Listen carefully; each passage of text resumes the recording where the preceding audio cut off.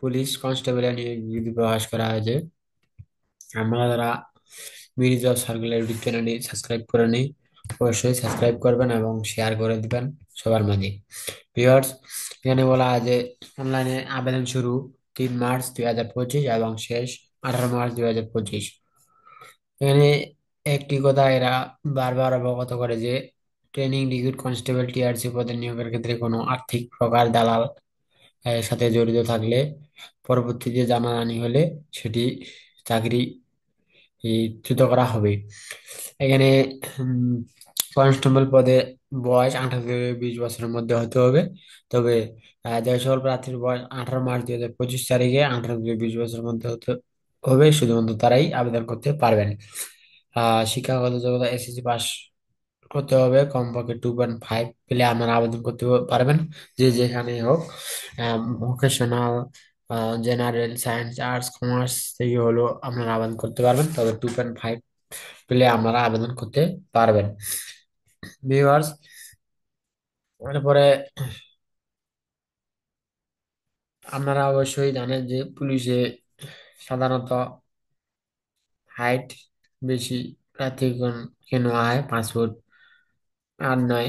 তবে আপনারা চেষ্টা করবেন পুলিশে চান্স পাওয়ার জন্য। অবশ্যই আমাদের কঠোর পরিশ্রম করতে হবে এবং ধৈর্য থাকতে হবে।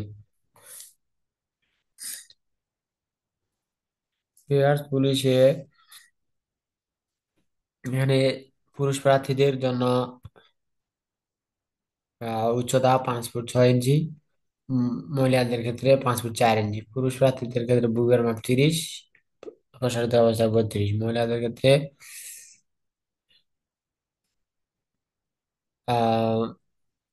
28 থেকে 32।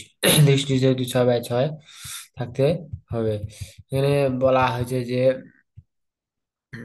কনস্টেবল পদে আবেদনের জন্য 40 টাকা খরচ ফি কাটে নেওয়া হবে।